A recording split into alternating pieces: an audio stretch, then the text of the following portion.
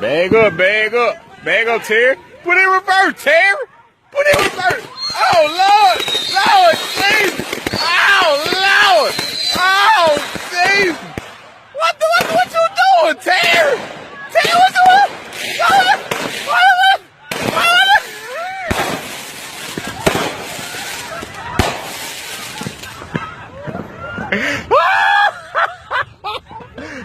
Could you give at Marks with Mike's podcast a shout out? Shout out! Hey, yo.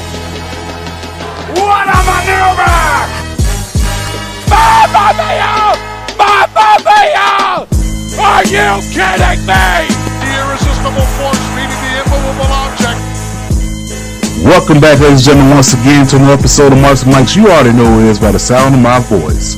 That's right, it's your boy, Mr. 6'9", JT, back in this piece once again. And yes, I am rolling with one of the other hosts of the show. Of course, we're talking about ELCheech. What's up going on, Bobby?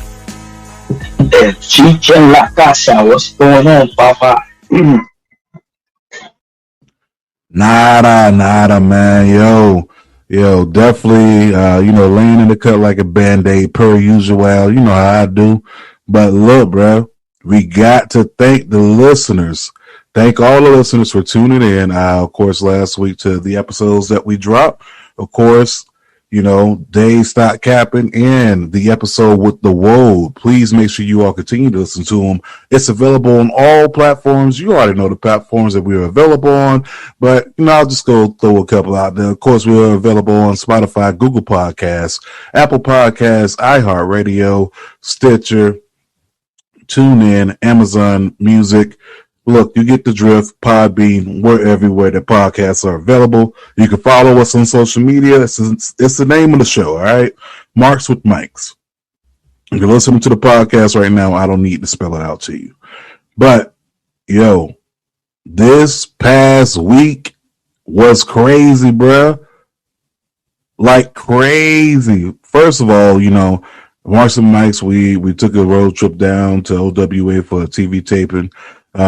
Which we're going to keep on the hush till those episodes release. But, there's a tournament there. Definitely had a lot of fun and got to see me go through a chair. The whole entire chair exploded. Wow. Yeah, he was broken in half. Man, that was unexpected, but, smooth criminal, like it never happened. I fucking pinched myself trying to take it away, but there's nobody harmed in the making of that episode. Yeah, but we'll tune in more to that, of course, on the show, talking more about the jump off for WA within the next coming episodes. But we got to focus on last week, bruh. Big news out of last week, as far as inside the wrestling world. First and foremost, we got to talk about the almighty Bobby Lashley. Bobby Lashley. Yo, speak on it, Papa. I know you seen this one. Long time coming. And it was so, so dope, although, perhaps people wouldn't mind if it was at, let's say,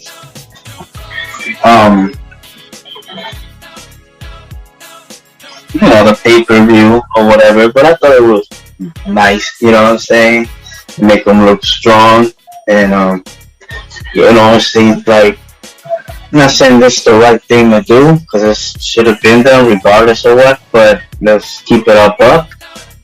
The things that we dealing in our daily lives, that's affected. It seems that they taking more, they always has, the stuff that occurred, because, we've seen it with the other show with Apollo now. But, it was great, because it's like, ever since he, let's say, left the first time, and let's call it an excursion, when he went, he went everywhere. Impact, bro. When he went to Impact, that was one of his best work. You know what I mean? It was like we knew that it was a matter of time. Just seeing his work and Impact, you know, it was a matter of time that he'd be in WWE. And it happened. Got some horrible booking, but the dude just was there. You know what I mean? Like he didn't care what they told him to do.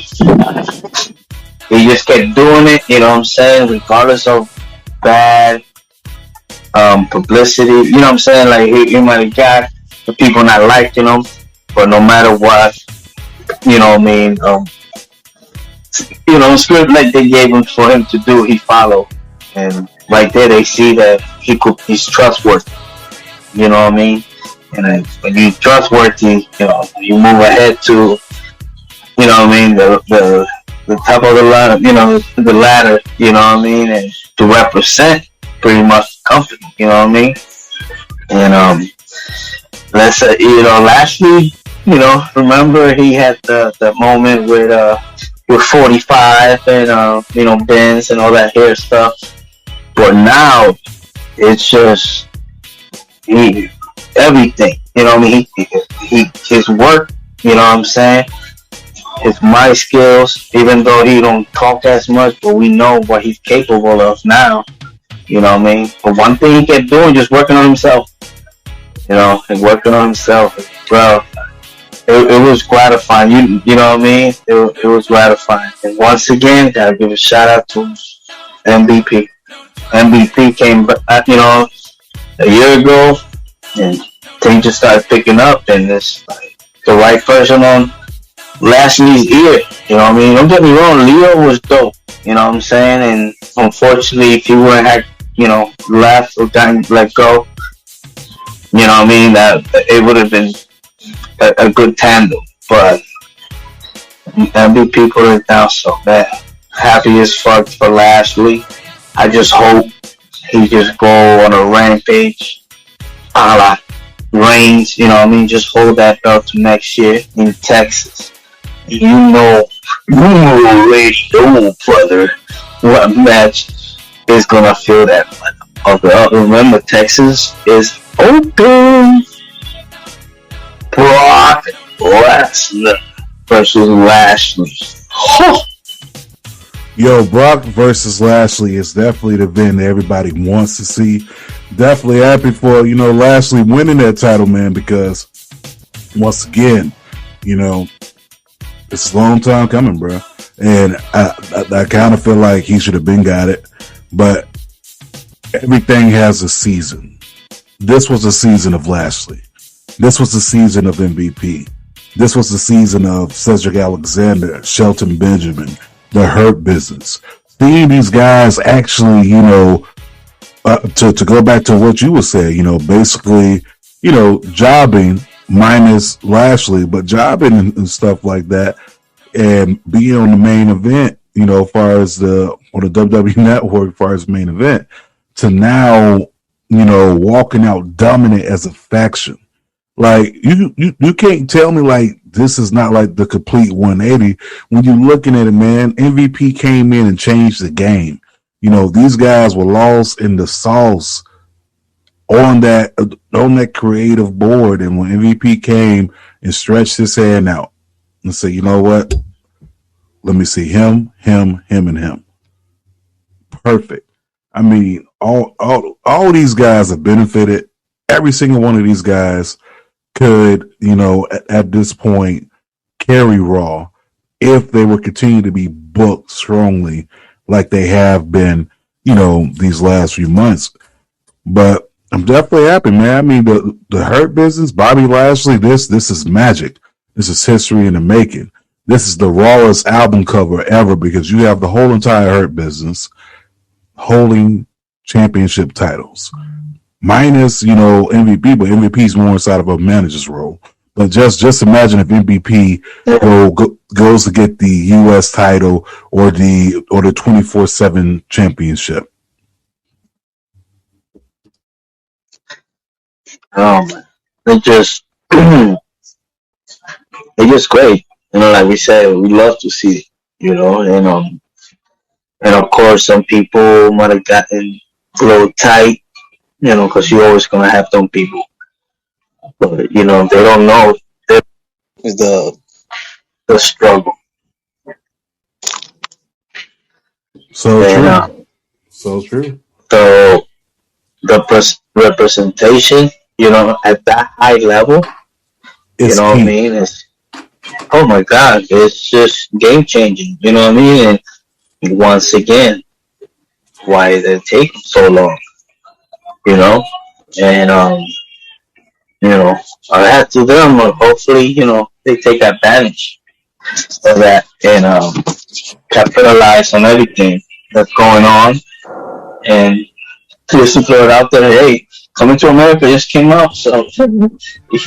Yo, shout out to Coming to America 2, and shout out to I Got a Story to Tell on Netflix, and shout out to Snowfall. Yeah, all three of them bumped this whole entire week. If you haven't seen Snowfall, Coming to America 2, or I Got a Story to Tell, go check them out on their respective platforms: Hulu, Netflix, Amazon. But yeah, representation is key. Representation is everything, man. And I put a post out there, and it kind of went viral in my mind. But there's a post out there, in a sense, I was congratulating, of course, all these companies on having representation inside the companies. And I said it's so beautiful to see black representation in wrestling today. And you went down to champions in WWE. You got Big E, Shelton, Bobby Lashley, Sasha, Nia Jax. And you go down Impact is Kiera Hogan, Tasha Steelz, and you have of course Rich Swann and Moose. You go to ROH. You have, of course, the Shane Taylor promotions. You have Jonathan Grisham. You have Kenny King. And then you go to Impact, and it's just a blank screen. Some people got mad. And then you go down to AEW, and it's just a blank screen. Some people got upset with it. Some people took it the wrong way. But, representation is everything, man. Yeah. Yeah, they heard you. They heard you. They got to the ear. Next thing you know, you got Too Cold Scorpio. You're in the face now. You mean Scorpio Sky? Big guy.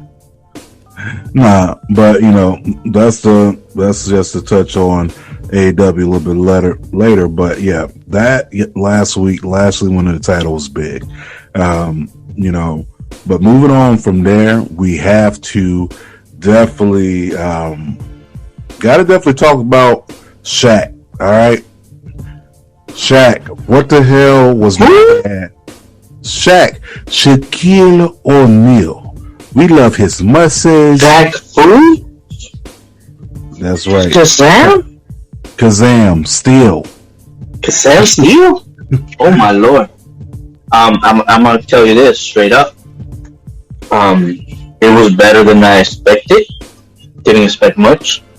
Of course, there were certain things that was kind of, but it was entertaining. You know what I mean? It wasn't, like I said, not what I was expecting. It was, it's what you call it. My expectations, what I mean? I'm thinking right now. Yeah, my expectations wasn't high for the match, but only two things I could take away. One thing I gotta say, Shaq definitely paying tribute to Brody Lee, with the power bomb. I love that. I don't like the fact that Cody kicked out, and no, Cody didn't even kick out. He got his ass right back up and popped up like, nothing happened. Like he no-sold the power bomb, like, and then he picks my dad up. Yes, Shaquille O'Neal. He picks him up and he slams Shaq. Get the fuck out of here. Come on, dog. Come on now, dog. Come on, man. Like, that to me was the two parts from it. But overall, it was great, especially the spot with Shaq going through the table. Genius. And Jade, whew. Jade looked like butter. I mean, you know, for her very first match, period, she looked good. She looked good. Man, she is a machine. You know, just seeing her out there, you know, of course, she haven't even been in the game, not even a year or so. But, you know, it's all about perception, you know what I mean? What the eye of the beholder sees, you know, and man, she just looked sizzle, man.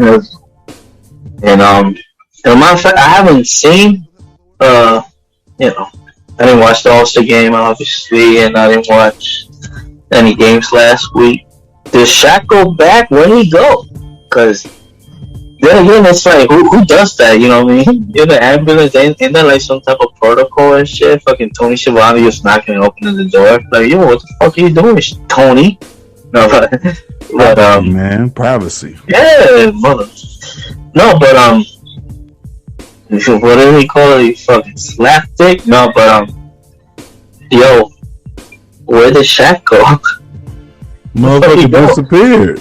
And yeah, like, first of all, yeah, but Shaq too big to be fucking disappearing like that. Come on now. First of all, I'm big, I'm tall, like in that little ass box ambulance, like it's gonna take a minute for you to move. So I'm not sure if they shot that scene before everything went down, but ain't no way in the hell Shaq big ass disappeared that fast. I love you, Dad. Don't see you, you know, disappearing like that. Also, I'm gonna need you to start making shoes past the size of 14 and start selling it to people with feet like yourself. Big as shit. But yeah, it was entertaining. It was unexpected, and AEW hats off to that from Dynamite. But Revolution is a different story. Let's talk about Revolution after this quick break. What's up, y'all? Listen, I gotta tell y'all about Anchor. Anchor is one of the easiest platforms you can use to go ahead and make your podcast. First of all, it's free. Second of all, it's free. Third of all, did I mention that it's free?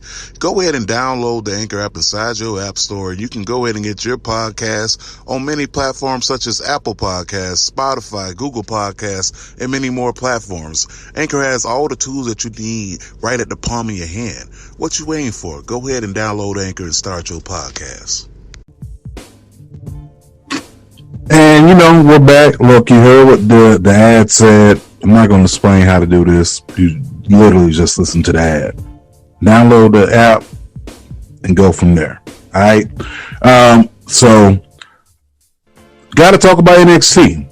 NXT, you know, has some things popping off on it as well.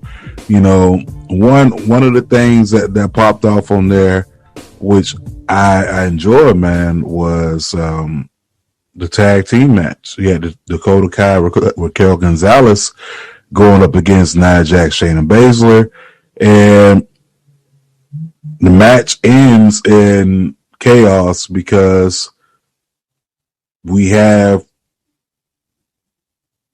gosh, what is that? Fucking just missed his name. We have Scrappy Daddy showing up on NXT. Yeah, I'm not.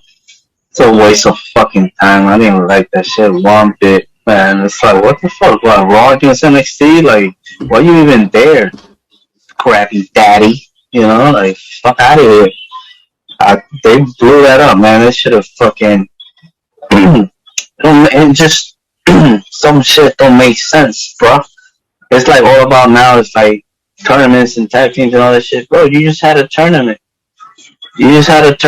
Why not fucking, you know, crown the winner of the tournament? Or at least get them a shot, you know, make it worth it. But now all of a sudden, you know what I mean? Like, all that shit was scrappy doo and shit, man. It's like, what the fuck? But, yeah, man. Raquel and Dakota, man, they're ready. So that would have been dope just to go from show to show. I don't know. I'm not the book yet, right? Yeah, it was totally pointless for them to go through that. I kind of felt like, you know, if you're going to do it, fucking do it, because you advertised it on Raw. You advertised it on SmackDown, far as on the commercial, and then you advertise it, you know, on NXT, like, for next week. So why would you, you know, do the match but not do the match? Like, it was kind of like a waste of time. But all this is just to introduce NXT Women's Tag Team Championships. And I get it. Because they just signed the biggest class of female, you know, talent. And by the way, happy International Women's Day as well. And this is International Women's Month as well. But shout out to all the ladies, you know, from like Cheech, Essos. A salute to every female out there. But yeah, NXT got the biggest class out there, and as far as female talent. So I understand it would look good to have a tag team division there, but I thought the point of having the women's championships was for the title to float from brand to brand to brand. Like, you know, like we said on Know the Ropes, which also drops today. You can go ahead and check them out as well. Make sure you follow them on all their, fuck all that. Listen, they everywhere that we at. I'm not about to go through the spill of all these places that we at. But yeah, we just had this conversation on Know the Ropes podcast. But the women's division, tag team division was rushed, you know, and it really didn't hold any meat to it. You get what I'm saying? And I kind of feel like right after Mania, where Sasha and Bayley dropped the titles to the Iconics, that was pretty much it. And it's nothing against the Iconics, but there really wasn't a lot of teams for them to go up against in order to, you know, keep those titles relevant. Yep, that's the thing, is the opponent makes, you know what I mean, the belt, like the trials and tribulations, and you go through, you know, when the Iconics had it, I thought it was awesome, you know what I mean, just because who they were at the time. But then they dropped the ball on that too, and you would think that they brought the belt just for that, you know what I mean, but I don't know, man. They get it right, man. Jeez. Another set of belts. So yeah, another set of belts. I think this is like the 17th title or something like that. I don't know. I don't do statistics, but if somebody knows it, go ahead and tweet us at Mars with Mike's, name the show, not spelling it, or hit us up in the DM on IG. And the thing is, I could see that something like that happening, because that's revenue. You know what I'm saying? Right? Merchandise and shit. They fuck around and do that shit. You know? They actually made a fucking Bennett belt. You remember that shit? Yo, I remember that. Yo, I wanted that belt. I still want to buy the belt, just to say I got it. I could say the one belt I would like is the IC belt one, the white strap, and the ECW belt. And I'll be cool. You mean the Cody belt? The Cody IC title? No, it's not Cody. The one Cody used, yeah. Got you. But yeah, but both of those titles will be dope. But that's the news that's going to be announced on Wednesday. Whenever you listen to this podcast, you know, NXT Women's Tag Team Championships, and that's good. I mean, biggest class out there, and it's going to have a chance to be defended. But I kind of figure at this point they just need to just drop the WWE Women's Tag Team titles, because they're not going to be able to do anything. But also, you can also look at it like this. Since the rumor is that NXT is moving to Tuesdays, you got Impact. They have a Knockouts tag team division. And they actually have a tag team division that's, being built a little stronger. You get what I'm saying? So, that may be the competition as far as that goes of what they do as far as with the Women's Tag Team Championship. But, of course, we went on from NXT. Of course, Impact put on another solid show. It's been a while. I like the fact that there was very little of AEW involvement besides these corny-ass ads by Tony Khan. They get cornier and cornier every single week. It's like, oh, well, look at me. I'm the captain now. I was like, oh, okay. Definitely my He's the character now. He's the character. And the whole thing was Tony said he was not going to become like, a character on TV. That's a swerve. Yeah, speaking of swerves, man. Yeah, we got to talk about AEW Revolution. So, okay, let's just go match by match. Of course, the cats out there. Go ahead. They open up, they open them hot, right? They have the Young Bucks defending the belts versus Jericho and MJF walking. But it was the first match, boom, they going at it.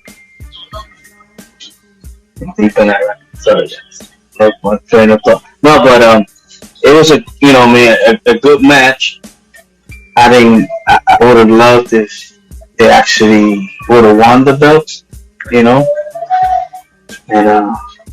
but the Bucks actually retained.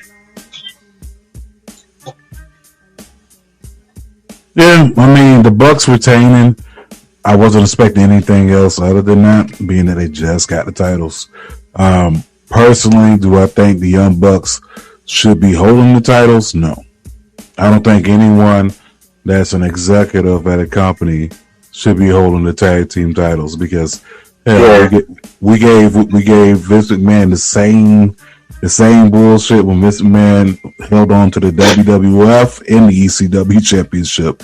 So, it always been like that, with promoters, what I'm saying? Promoters that back in the day, when, back in my days when I was watching wrestling in the island, Carlos Colon, was the fucking champion. And he was the promoter, he was the owner. And it's crazy because it's like back then you didn't know. It's like the same thing with Vince. You didn't know he was all, the owner and stuff. But to me, the Bucks needed to have the belts from the beginning, and then, establish the division and then go away. But now you can see it's they trying to establish the division, with them having the belts. That's it. So. Yeah, them having the belts. I mean, I get what you're saying. Far as trying to establish the division. I mean, they have a lot of hot tag teams. It's just there's no structure to it. You know what I'm saying? To say the same thing that goes, with the women's division. They have great talent. It's just there's no structure to it. It's almost like they just throw a bunch of shit on the wall and say, all right, let's try this shit out real quick. And, if it works for a week, they'll keep going with it. But as soon as it falls off, you don't see these tag teams or these female competitors anymore on Dynamite. It's straight to dark you go. And, one of the biggest things coming out, of course, of AEW was, of course, the signing of Paul Wight, a.k.a. The Big Show, a.k.a. The Giant, a.k.a. Captain Insano Shows No Mercy, which they filed a trademark for. So I don't know, maybe Maybe he may be using that. I don't know. But the match was solid between those four. I'm not sure what's going to happen as far as with the inner circle, if it's going to continue to implode, but we'll see. But they followed right up after that with another tag team competition. It was a tag team battle royal, and this was deep. You know, they damn near had basically everybody who didn't have a match on the card that was a man inside of this battle royal. You know, QT Marshall, Dustin Rhodes. You know, of course, you had Jack Evans.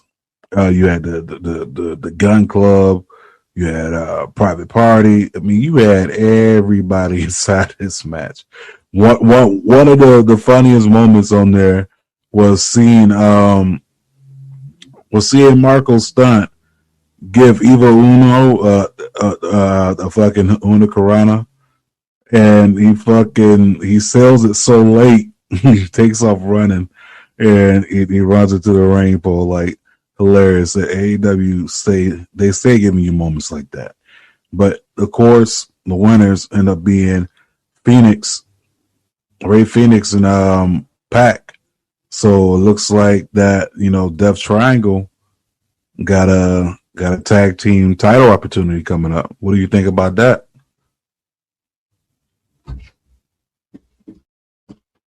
What do you think about that? About time that you know, Phoenix get put up there in the forefront. You know, just putting on, you know, going for the belt. Even though, you know, he will be better as a, you know, solo, but you know, him and Pac, you know, should be an entertaining tag team. You know what I mean? I guess, you know, it's cool, you know. I guess STR and fucking Proud and Powerful. You know, they got so many tag teams, but I don't think they still have, you know, how to manage it. Yeah. I feel like they ran into the same dilemma that WWE's ran into, where they just try to sign everybody, and then you try to figure out what to do with them after you sign them. Like, you know, that's for some of them.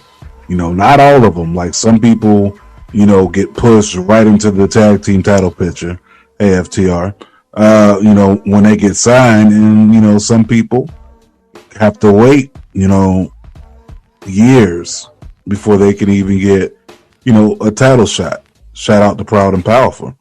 You know what I'm saying? Like, you know, I don't know. It's like, I understand the strategy because, hey, you got to build your roster.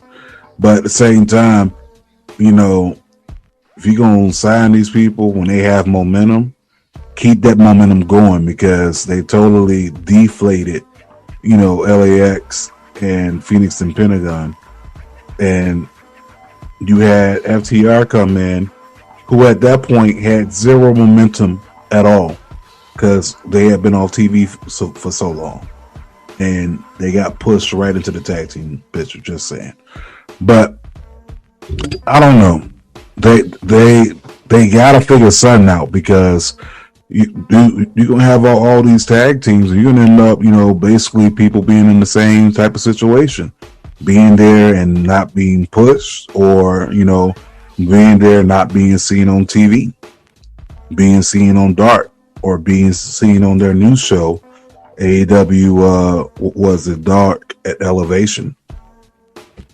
So, you know, that's one of the things that you got to look forward to when it comes to that. But the Battle Royal definitely, you know, was entertaining.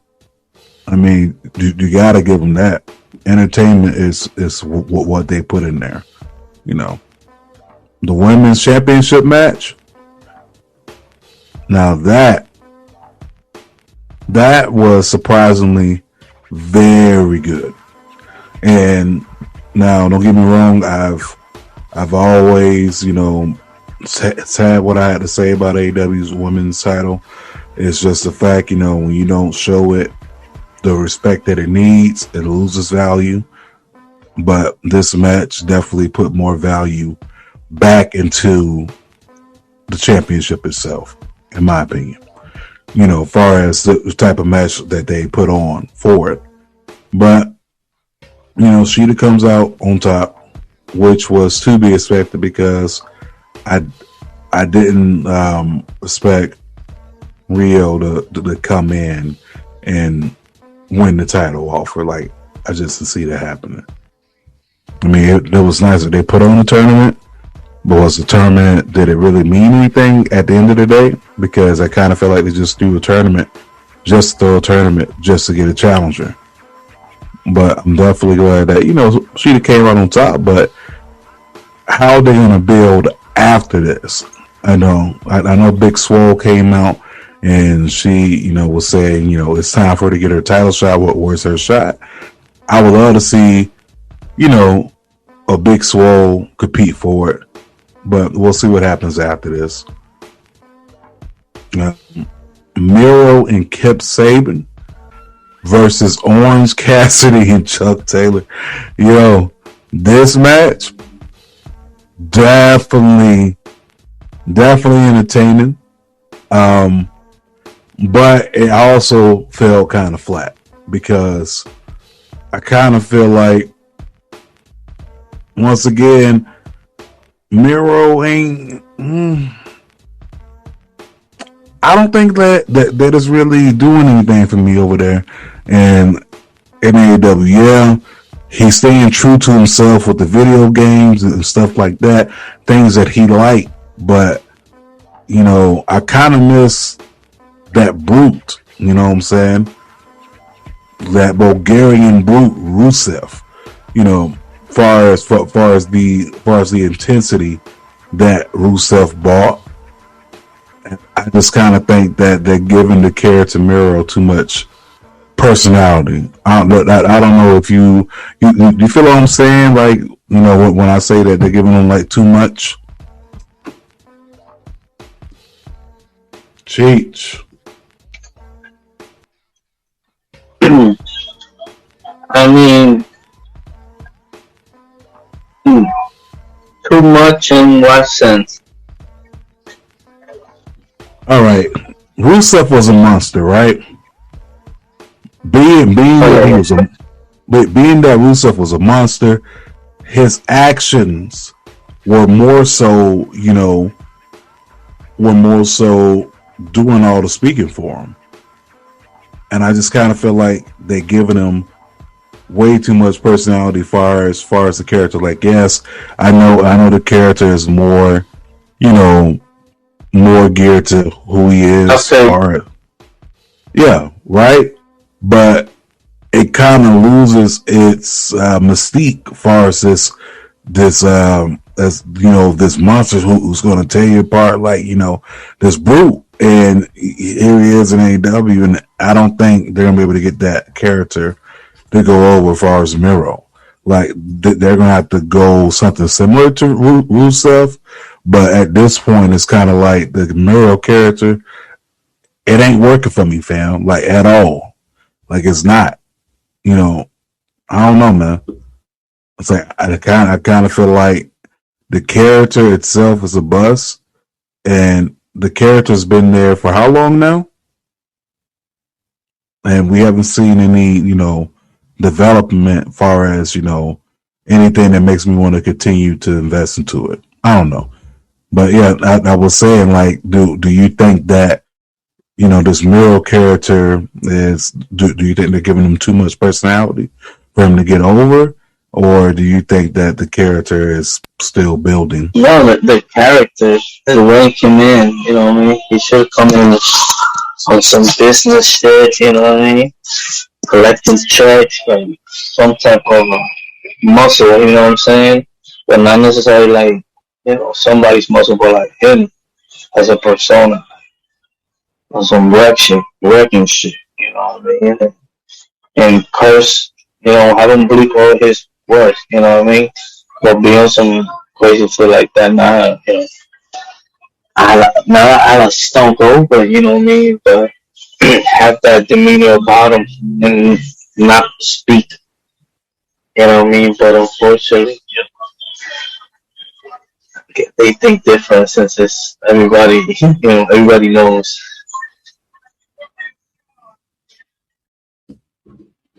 Yeah, I mean, but for what the match was, like I said, it was definitely good. It just felt kind of flat to me. But you had Hangman Page going up against Big Money Matt Hardy, Money Matt. Now the stipulation was, if he won Hangman, he would get all of Matt Hardy's quarter earnings from last year, and it's kind of like, really, like that's the stipulation. We playing for earnings. We're fighting for earnings.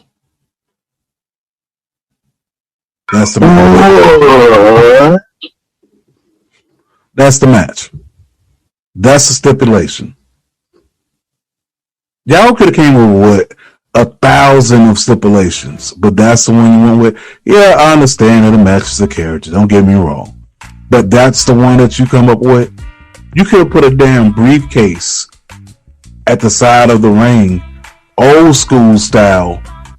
This match is for 200,000 or what have you. Gimmick the money, but quarter of the earnings. All right, whatever. But damn, the gimmick aside, the match was actually damn good. It was damn good match, y'all. It seemed like they still keeping Dark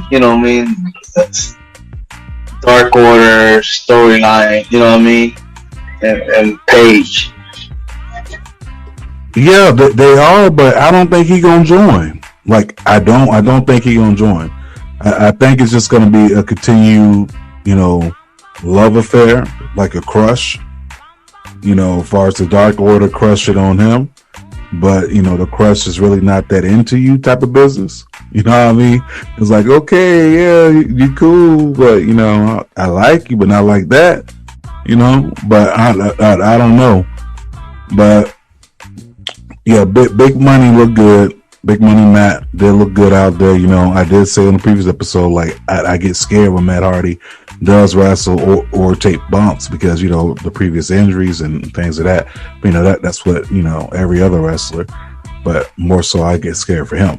But he actually looked good, and, Hangman kept him safe. So I'm definitely happy that, the match actually turned out a lot better than I thought it would turn out. I mean, like I said, so far there wasn't not too many misses on this card. You had the face of the Revolution ladder match, which they put a fucking Sonic ring on a Sonic ring for them to grass on, what I'm saying? The brass ring, if you will. Once again, AEW, WWE's living rent free in their head because they can't help it, bro. They can't help it. Every week, it does not fail. I mean, hey, at least they consistent with it, but they gotta take a jab. But I just thought it was, definitely good that this match definitely went on. You had Cody, you had Pentagon, you had Scorpio Sky, Lance Archer, Max Caster, and you had the surprise entrant who we were actually on the way to Columbus, and we all said it in the car. It was like, oh, this is Ethan Page, but I was calling him the Karate Man, and I thought in my mind he was going to come in as a Karate Man. But he came in as All Ego Ethan Page, which is 10 times better. But this match was everywhere. I mean, definitely a lot of moments, especially involving ladders, people catching all type of beat downs inside the ring. Gotta let these suckers know, in the words of Booker T. And then Scorpio Sky. I mean, take that back, in the words of Stevie Ray. But Scorpio Sky is the one that grabs the brass ring. And that goes back to the post I was talking about earlier. They had to been looking at the page and listening to it, because lo and behold, you had Scorpio Sky be the one to grab it. So he's going to get a shot at the TNT Championship. Now here's the question that I pose. When he does get this shot, does he go ahead and win it automatically on the first try? Or are they going to build some type of backstory to it? Because right now they have zero representation inside the company besides the brass ring. Yeah, that's true. But it's a no-brainer that he should be, Darby Allin for that belt. See what happened, but good for him. I got hip to him at Wrestle Circus. That's when I started seeing him. And, you could see that he stands out. So, why not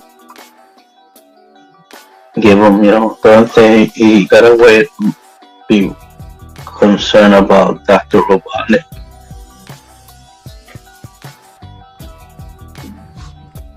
Yeah, he should, because, honestly, Darby ain't really done nothing with the title. Because as soon as he won the title, it's Sting. Sting was there. And how many title defenses has Darby had since he's been champion? Go ahead, count them out for me. I'll wait. Not too many. Not many at all. And, I thought Darby winning the title was definitely good to elevate him. But I'm going to put it out there. I think the only person winning out of this whole ordeal is Sting. I think Darby's championship run, it's been flat. But Scorpio should be the one to go ahead and be the one to take the title off of Darby Allin. I don't think they do it on the first try, though.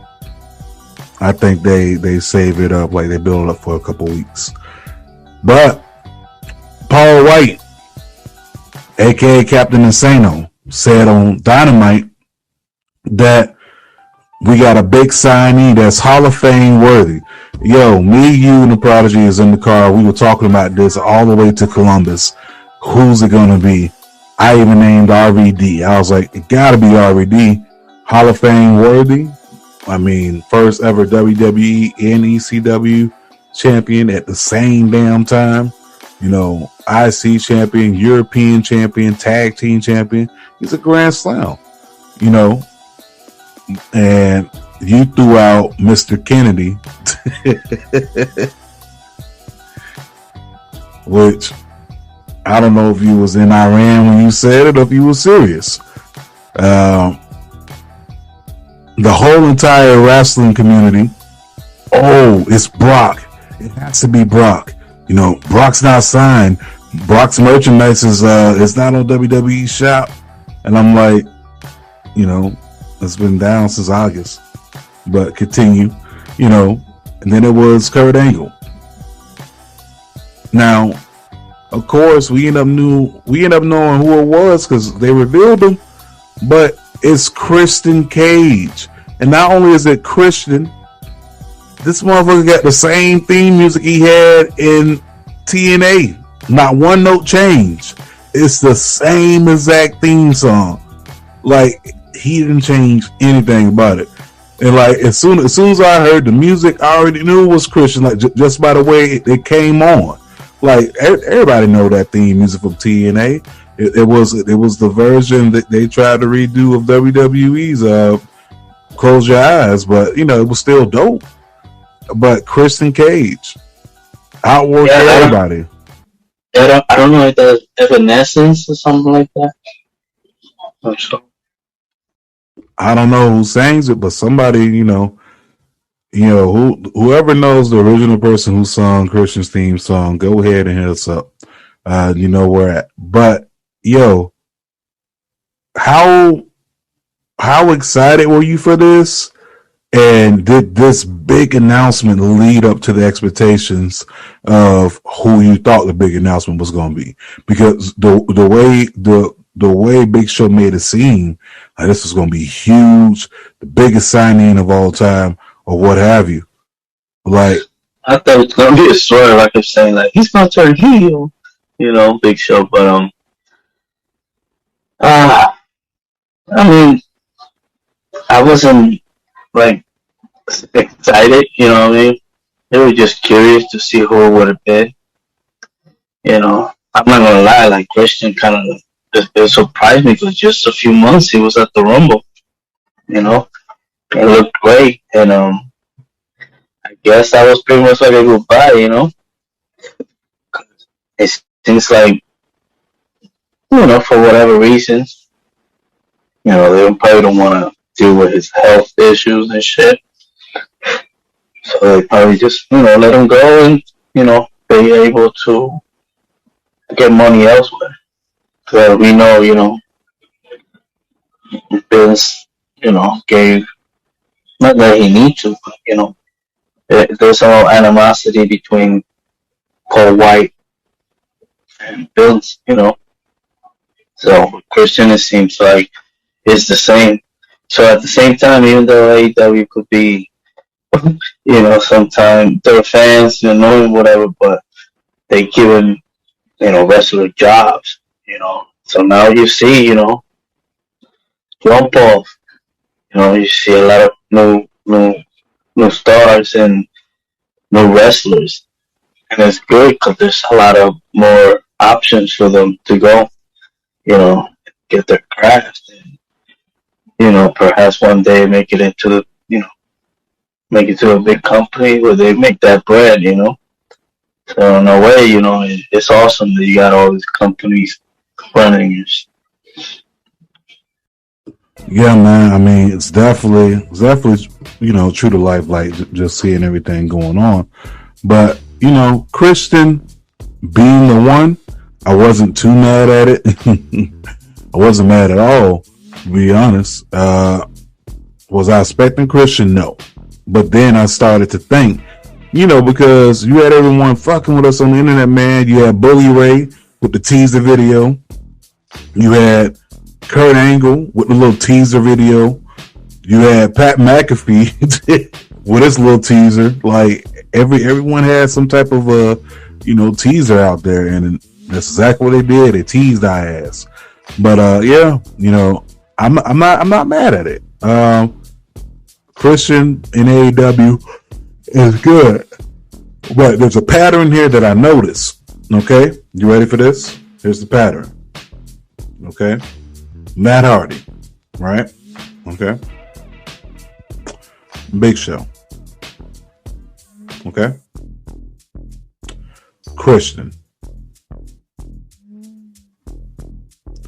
All three of these people, Randy Orton, have punted right out of the WWE. Think about that shit. Randy had a contract offer from AEW. Do you think Randy's just punting people just to give him the Tony Khan? Like, no, but I don't know. It seems like everybody Randy pissed off. I quit. I can go, I could be getting better treatment in AEW. And, they show up there. And to go on back to what you said, man, hey, I am definitely, I'm with you on that. The more companies for these people to work at, the better. That way, the money gets spreaded around like, Grey Poupon on, some bread.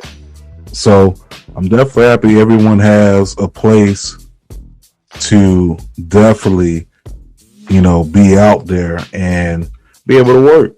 But I'm not mad at that. Christian can have all sorts of matches, man. You can have Christian versus Omega, or you can have Christian Cage versus Brian Cage versus Ethan Page versus Hangman Page. With Diamond Dallas Page as a referee. As a special guest referee. You can have all of them inside of a match, and I guarantee you that's gonna bring in ratings, bro. Could you imagine all that? Brian Cage, Christian Cage, Ethan Page, Diamond Dallas Page, all of them, bro. But I love it. It's so many possibilities with Christian. So many people that he can link up with. You know, he can feud with Jericho again, you know. I mean, it's so much that they can do. Sting and Darby Allin versus Brian Cage and Ricky Starks was an awesome cinematic match. You know, you can't take anything away from it. They did an awesome job. Yeah. Yeah, and the position in the match, you know what I mean? You had the cinematic match right before the barbed wire explosion, in church at the end match. But it was you know, it was dope because by you watching that, they in the ring getting it together. Whoever the production was, they suck. Cause anyway, yeah, and you know the shots, different shots. It's pretty, you know, it's pretty dope. You know what I mean? Just seeing Sting back, you know, had the mat painted face, just like what the heck? His name? Darby Allin. Yo, it used the visuals, you know, it was pretty dope. So, and they did something that we wanted to see. We wanted to see Sting in a cinematic match. You know, stuff like that, it elongates their character, you know what I mean, and career. And props to AEW for doing that, you know what I mean.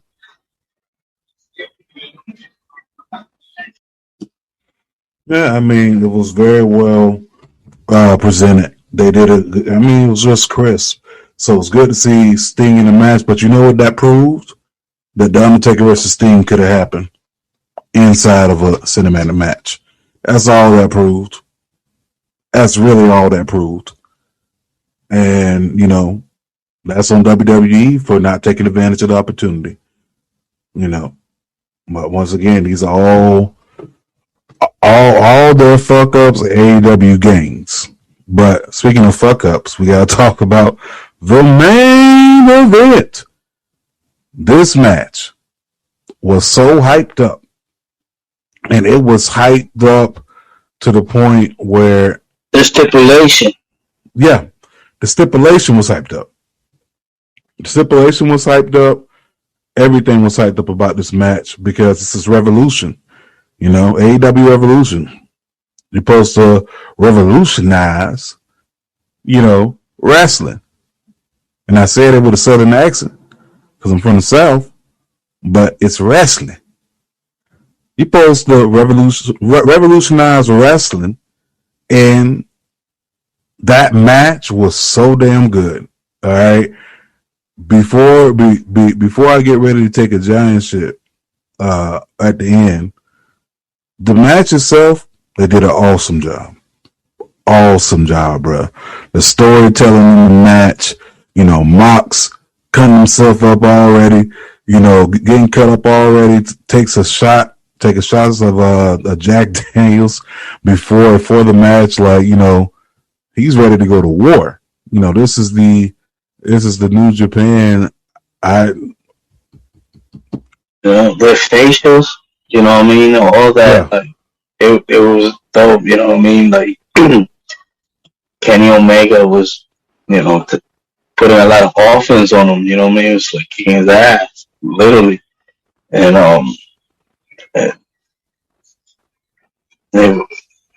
it was a match that, you know, set a lot of high expectations, but whoever they got as production, man, killed it. But if you think about it, it was pretty much Kenny Omega the one that proposed the match and was seen in some type of, you know, warehouse doing something, you know what I mean? So it's his fault. He's the one that did it. I mean, when you look at it, bro, at the end of the day, was this match fire as hell? You bet your bottom dollar it was. Was that unfortunately, that's what you remember. The finish, from a match. The finish is the one thing everyone will always remember. The finish. What closed out. Yeah.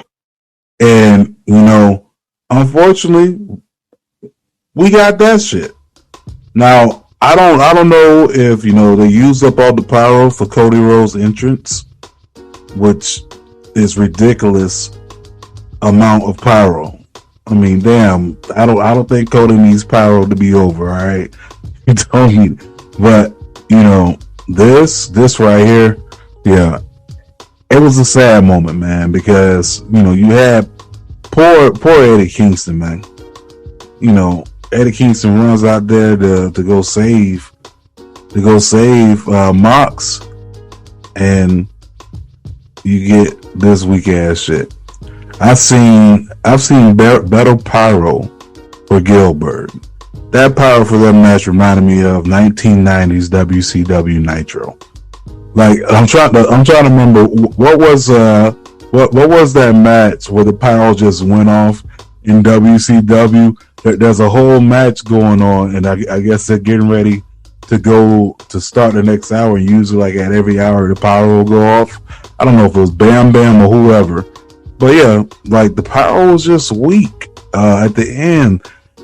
People were expecting like the explosion like they do in Japan and stuff like that, and you had this weak limp noodle display, man. I mean, it's almost like telling the girl, or vice versa, a girl telling the guy, I'm getting ready to put it on you or what have you, and you get to do and you tap out in 2 minutes. Like, that's what it felt like. Complete letdown, man. It's a complete letdown. I really honestly wish that we can go back in time and redo that, but hey, it is what it is, man. I mean, it's wrestling. No company's perfect, because WWE had that same issue when they fucked up that Hell in a Cell match between Seth Rollins and The Fiend by, closing the show off like that. And the fans were unhappy. The fans that spent, their money to watch this Revolution were just unhappy as the fans at the match, at the closing of the match. So, both companies, same issue. Every company has an issue like that where the finish doesn't, where the finish totally overshadows the whole entire match. But I will say this, overall, besides that pyro being basura, hot garbage, boo-boo, sparklers, pop rocks, 99-cent fireworks, other than that, the card itself was solid. It was a solid card, and if you spent your $50 watching it, God bless you. But if you were like many other people that were able to watch it on the internet for the free, hats off to you too. But overall, good pay-per-view. I think Revolution, minus that finish, if you take away that finish, I think Revolution just may be as good, or if not on the same level as Vengeance Day. Far as, pay-per-views for this year so far, if you're talking NXT wise. But hey, that's all we got. Nothing else to review here. That was it. I hope y'all enjoyed the review. Coming up, we got a new episode dropping this Friday instead of Thursday. Don't worry about it. Just know that it comes out on Friday. You already know who the guest will be if you follow us on the social media platforms. So just stay tuned. But with that being said, look, remind y'all all the time, too much negativity can have you all unbalanced mentally, spiritually, physically, emotionally. spread more positive vibes. It takes very little to build someone up than it does to tear them down. Think about the logic in the message. Also, look, COVID is not gone. Yes, the cases are going down, but that shit is still here. All right. Beating COVID starts off with good hygiene and possibly getting vaccinated. But until then, make sure you are definitely keeping that good hygiene. Make sure that you definitely wash your hands, but also wash your ass. In the words of Dre, use soap. Cheech, let these people know how to do this. From face to ass, not ass to face. Aight? That's simple. Wash your hands, wash your ass, use soap. From face to ass, not ass to face. And on that note, we out. Sayonara. Peace. BIGPOPPA, no info for the DEA. Federal agents mad cause I'm flagrant. Tap myself and the phone in the basement. My team supreme, stay clean. Triple beam, lyrical dream. I be that. Catch a seat at all events bent. In holsters, girls on shoulders, playboy. I told ya, me and Mike to me, bruise too much, I lose too much. Step on stage, the girls boo too much. I guess it's cause you run with lame dudes too much. Me lose my touch, never that. If I did, ain't no problem to get the where the true players at. Throw your rollies in the sky, wave them side to side, and keep your hands high while I give your girl an eye. Player please, lyrically, you can see B.I.G.B. flossing, jig on the cover of Fortune, 500.